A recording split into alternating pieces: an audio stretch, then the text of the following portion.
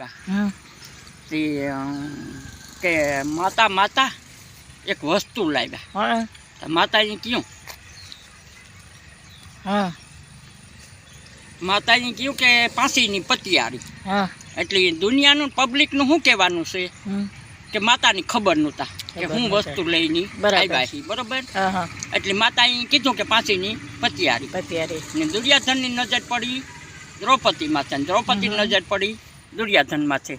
એટલે દ્રૌપદીએ વિચાર્યું કે આણે તો મોતનું કારણ એક દી હું બનવાની જ છે.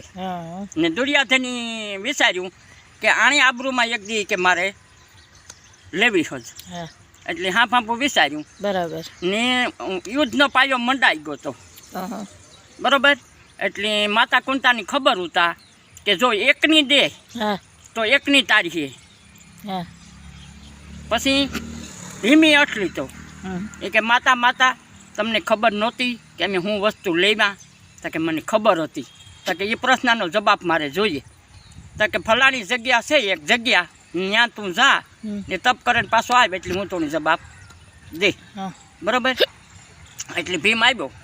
માતાએ કીધું કે યુદ્ધનો પાયો મંડાણો ને દ્રૌપદી આ કોણ છે એ તમે લેવા એ તમને ખબર નથી, મને ખબર છે, બરાબર, કે આ દ્રૌપદીજી છે. એટલે પાંસીની તમને તારે લઈએ એટલી મેં કીધું, બરાબર, બરાબર. એટલે પાંસીની તારે લીધા, સમજી.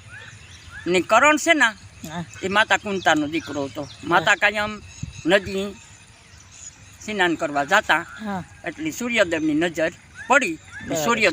સૂર્યપુત્ર કરણ છે ને સૂર્યપુત્ર છે. ને પછી કરણ આડાવરો થતો પછી દુર્યોધન ભેગો આવ્યો. એટલે દુર્યોધને કીધું કે તું ક્યાં પરિવારનો ને તારે કોણ તારો પરિવાર ને તું કોણ માણસ? તો કે ભાઈ મારા પરિવારની મને કંઈ ખબર નેત ને હું એક આ માણસ વ્યક્તિ છે હું. તો અટાણેથી તું મારો મિત્ર, બરાબર, તું મારા ભેરો રે. એટલે એના ભેગો રહ્યો, ને એના કામ કરતો. પછી એની એક ઋષિ મુનિ પાસે એની કુંડલની કવર કોક પાસેથી એની સાધુ પાસેથી એની માગ્યા તો એને આપ્યા.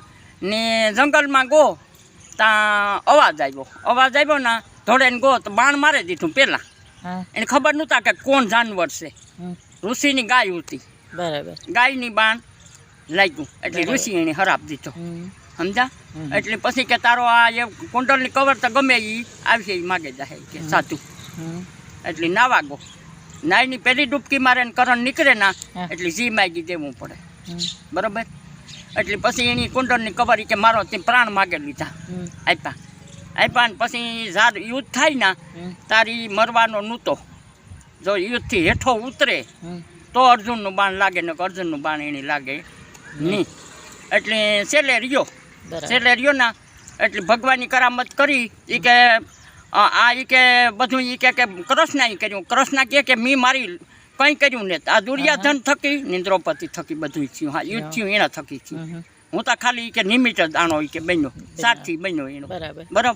પછી હેઠો વીલ નીકળે ગયું તાર કૃષ્ણએ કહ્યું કે એ મોકો છે તું બાણ ચલાવ. પાથ અર્જુનની પાથ કહી, કૃષ્ણ છે પાથ તું બાણ ચલાવ. તો કે આ અસત્ય છે એ કે પાથ કૃષ્ણ ભગવાનની કે આ અસત્ય. તો કે તારા અભિમાન્યાની માર્યો, તાર ઘેરે ની કે દગેથી માર્યો ને અસત્ય સત્ય કરી ના તો નહીં હાલે. બાણ ચલાય. પછી એની બાણ ચલાવી. કરણનું મૃત્યુ થયું. પછી ના રણભૂમિમાં મૂકે ને વયાગા એટલે માતા કુંતા આવ્યા. માતા કુંતા આવે ને રૂના પછી બેઠા.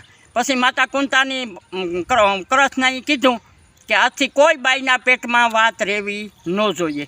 તે આ વાત છુપાવી તારા કોઈને ખબર ન પડે ને કે માતા કુંતાનો પુત્ર છે, બરાબર. સમજાઈ ગયું? આવું છે બધું.